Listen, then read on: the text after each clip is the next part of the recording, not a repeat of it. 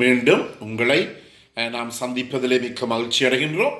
நான் இலங்கையில் இருந்து பதுளை போதரா வைத்தியசாலையில் இருந்து வைத்தியர் கிருஷான் வேதநாயகம்.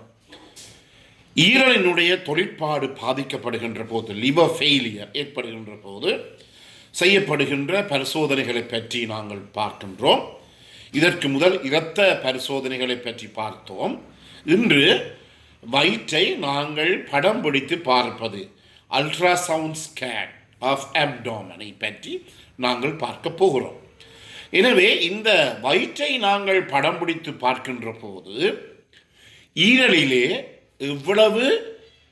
எவ்வளவுக்கு அதிகமாக ஈரலிலே இந்த கொழுப்பு படிந்திருக்கிறது, அதாவது ஃபேட்டி லிவர் என்று சொல்லுவோம், எவ்வளவு கொழுப்பு படிந்திருக்கின்றது என்பதை நாங்கள் இந்த வயிற்றை படம் பிடித்து பார்க்கின்ற போது எங்களால் அறிந்து கொள்ள முடியும். அதை நாங்கள் ஃபேட்டி லிவர் என்று சொல்லுவோம். இதிலே 1, 2 கிரேட் 1, கிரேட் 2, கிரேட் 3, கிரேட் 4 என்று தரம் 1, 2, 3, 4 என்று இருக்கின்றது. இதன் அடிப்படையிலே இந்த ஃபேட்டி லிவர், அதாவது ஈரலிலே ஏதாவது கொழுப்பு படிந்து இருக்கின்றதா என்பதை பார்த்து கொள்வோம். சாதாரணமாக நான் சொல்லுகின்ற ஒரு அறிவுரை என்னவென்றால், இன்று நாங்கள் சாப்பிடுகின்ற அனைத்து பொருட்களிலுமே கொழுப்பினுடைய அளவு கூடுதலாக இருக்கின்றது. ஒருவராவது இந்த உலகத்திலே கடையிலே சாப்பிடாத ஒருவரையும் கண்டுபிடிப்பது மிக மிக அரிதாக இருக்கின்றது. என்றபடியினாலே 40 வயசுக்கு மேற்பட்டவர்கள் கட்டாயமாக ஒரு தடவையாவது தங்களுடைய வயிற்றை இந்த படம் பிடித்து, அதாவது அல்ட்ராசவுண்ட் ஸ்கேன் பிடித்து பார்ப்பது என்பது மிகவும் நல்லது. அதிலும் முக்கியமாக ஈரலிலே ஏதாவது கொழுப்பு படிந்திருக்கின்றதா என்பதை பார்த்து கொள்வது மிக மிக முக்கியம். ஏனென்றால் இந்த ஃபேட்டி லிவர், இந்த கொழுப்பு படித்த ஈரலானது தரம் 1, தரம் 2, தரம் 3க்கு போய் தரம் 4க்கு போய் கடைசியிலே அது என்ன செய்விடும், சில நேரங்களில் ஈரலிய தொழிற்பாடு முற்றிலுமே பாதிக்கப்படும். அதை நாங்கள் சிரோசிஸ் என்று சொல்லுவோம்.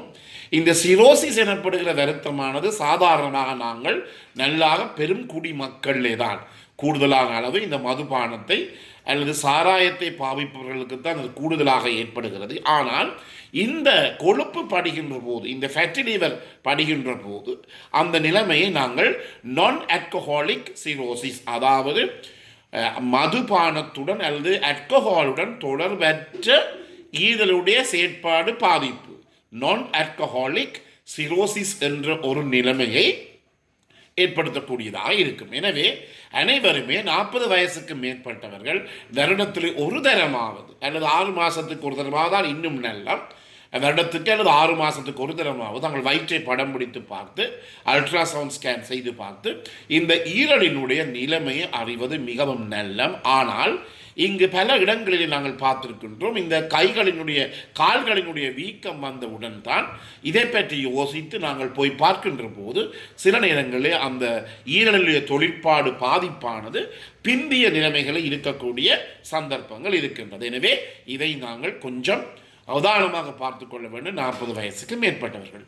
அடுத்ததாக இந்த ஸ்கேன் செய்வதற்கு மட்டும் நின்று விடாமல், இந்த ஸ்கேன் செய்கின்ற போது நாங்கள் பலதரப்பட்டு ஈரலினுடைய கலன்களினுடைய அமைப்பு அல்லது தொழிற்பாட்டு வித்தியாசத்தை எங்களாலே பார்த்து கொள்ள முடியும். அதாவது ஈரல் கலங்களிலே ஏதாவது மாற்றம் ஏற்பட்டிருக்கின்றதா என்பதை பார்த்து கொள்ள முடியும், அல்லது ஹெப்படைட்டிஸ் இது ஏற்பட்டிருக்கிறார் என்பதை பார்த்து கொள்ள முடியும். அதே நேரத்திலே உங்களுக்கு தெரியும், ஈரலிலே இருந்து சுரக்கப்படுகிற இந்த பித்தம், பைலானது ஈரலுக்கு கீழே இருக்கின்ற ஒரு பகுதியிலே சேமித்து வைக்கப்படுகிறது. அதை சொல்லுவோம் கோல் பிளடர், பித்தப்பை என்று சொல்லுவோம். இந்த பித்தப்பையினுடைய அமைப்பு, அந்த பித்தப்பை அந்த பித்தப்பையில இருந்து இந்த பித்தம் வெளியேறுகின்ற பாதையிலே ஏதாவது தடங்கள் அல்லது தடுப்புகள் அல்லது பிளாக் இருக்கின்றதா என்பதை பார்ப்போம். அதாவது நாங்கள் பித்த கற்கள், கோல் பிளடர் ஸ்டோன்ஸ் என்று சொல்லுவோம். இந்த பித்தப்பை கற்கள் இருக்கின்றதா என்பதை பார்த்து கொள்ளக்கூடியதாக இருக்கும். அதே நேரத்தில் உங்களுக்கு தெரியும், இன்னும் ஒரு பெரிய ஒரு விடயம் ஏற்படலாம், புற்றுநோய் கட்டிகள் அல்லது புற்றுநோய் இல்லாத கட்டிகள் கூட ஈரலில் ஏற்படக்கூடியதாக இருக்கும். அதை நாங்கள் ஹெப்படோமா என்று சொல்லுவோம். அது புற்றுநோயுடன் வருகின்ற கட்டிகளை ஹெப்பாட்டிக் கார்சினோமா என்று சொல்லுவோம். இவ்வாறான வித்தியாசங்கள் ஈரலில் இருக்கின்றதா என்பதை அறிய முடியும். அதே நேரத்தில் இன்னும் ஒரு மிக முக்கியமான ஒரு பகுதி இருக்கின்றது எங்களுடைய உடலிலே, சதையை, பேங்க்ரியாஸ். இந்த சதையானது பலதரப்பட்ட ஹோமோன்களை எல்லாம் சுரக்கின்றது. முக்கியமானது இன்சுலின் எனப்படுகின்ற இந்த ஹோமோன். சில நேரங்களிலே இந்த சதையினுடைய தலைப்பகுதியிலே, ஹெட் ஆஃப் த பேங்க்ரியாஸ், தலைப்பகுதியிலே கட்டிகள் இருந்து அது புற்றுநோய் கட்டிகளாக மாறி மிகவும் பாரதூரமான பிரச்சனையை உடலிலே ஏற்படுத்தும். எனவே இவற்றை கூட நாங்கள் என்ன செய்யலாம், நம்முடைய வயிற்றை நாங்கள் படம் பிடித்து பார்க்கின்ற போது அறியக்கூடியதாக இருக்கும். எனவே அல்ட்ராசவுண்ட் ஸ்கேன் என சொல்லப்படுகிற இந்த வயிற்றை படம் பிடிப்பதன் மூலம் பல தரப்பட்ட ஈரல் சம்பந்தமான முழு விடயங்களை கூட எங்களாலே கண்டுபிடிக்கக்கூடியதாக இருக்கும். சில நேரங்களில் சின்ன சின்ன விஷயங்கள் எல்லாம், சின்ன சின்ன வேறுபாடுகள் சில நேரத்திலே விடப்படக்கூடிய, மிஸ் பண்ணக்கூடியதாக இருக்கும். என்றாலும் கூட 195% அளவு இந்த ஈரலிலே ஏற்படுகின்ற மாற்றங்கள், ஈரலில் ஏற்படுகிற கட்டிகள், பித்தம் போகின்ற பாதையில் ஏற்படுகிற பிரச்சனைகள், அதே நேரத்திலே இந்த சதையினுடைய தலைப்பகுதியில் ஏற்படுகிற புற்றுநோய் கட்டிகள், இவற்றையெல்லாம் எங்களாலே இலகுவாக கண்டுபிடிக்கக்கூடியதாக இருக்கு. அடுத்ததாக சில பேருக்கு இந்த ஈரலினுடைய தொழிற்பாடு பாதிக்கப்படுகின்ற பிந்திய நிலைமைகளிலே இரத்த வாந்தி ஏற்படும். அதை நாங்கள் வெரிசியல் ப்ளீடிங் என்று சொல்லுவோம். அதாவது எங்களுடைய களம் இருக்கின்றது, ஈசோஃபேகஸ் இருக்கின்றது, களம், உணவு குழாய் இருக்கின்றது. உணவு குழாயினுடைய கீழ்ப்பகுதியிலே சில நேரங்களிலே இந்த இரத்தத்திலே ஏற்படுகின்ற அந்த அமுக்க வித்தியாசம், ப்ரெஷர் டிஃபரன்ஸின் காரணமாக என்ன நடைபெறுகின்றால் அந்த இடத்திலே, அதாவது களத்தினுடைய அடிப்பகுதியிலே இருக்கின்ற நரம்புகள் அல்லது நாடிகள் அல்லது நாளங்கள் வெடித்து அதனூடாக இரத்தம் வெளியேறும்.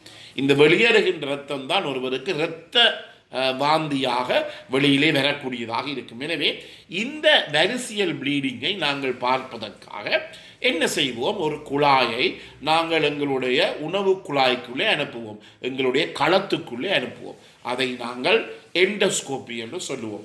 எனவே எண்டோஸ்கோப்பி எனப்படுகின்ற உபகரணத்தை விட்டு அதில் எண்டோஸ்கோப்பியினுடைய நுனி பகுதியிலே ஒரு வெளிச்சத்துடன், ஒரு லைட்டுடன் ஒரு கேமரா இருக்கின்றது. எனவே அதாவது புகைப்பட கருவி இருக்கின்றது.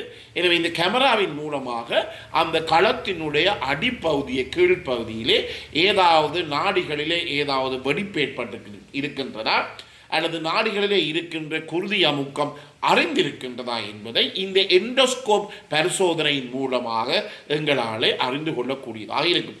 சில பேர் நீங்கள் பார்த்திருக்கலாம், ஒரே அடியாக வந்து அப்படியே இரத்த வாந்தி எடுத்து இறந்த நோயாளிகளையும் நான் கண்டிருக்கின்றேன். ஒரு நேரத்தில் 2-3 லிட்டர் இரத்தம் அப்படியே வெளியிலே போகும். எனவே என்ன செய்ய வேண்டும், இப்படிப்பட்ட நோயாளிகள் அடிக்கடி தங்களுடைய அந்த எண்டோஸ்கோப்பி பரிசோதனையை கட்டாயமாக அவர்கள் செய்து கொள்ள வேண்டும். இந்த நிகழ்ச்சி உங்களுக்கு பிடித்தமாக இருந்தால் இந்த நிகழ்ச்சியை கேட்காதவர்களுக்கு அறிமுகப்படுத்துங்கள். அதே நேரத்தில் இதை நீங்கள் லைக் பண்ணலாம், ஷேர் பண்ணலாம், மணி சின்னத்தை அல்லது பெல் சின்னத்தை அமுழ்த்தி நீங்கள் இதை சப்ஸ்கிரைப் பண்ணலாம். நேரடியாக மேலதிக விவரங்களுக்கு 0094 777 35 62 45. மீண்டும் உங்களை சந்திக்கும் வரை நன்றி, வணக்கம்.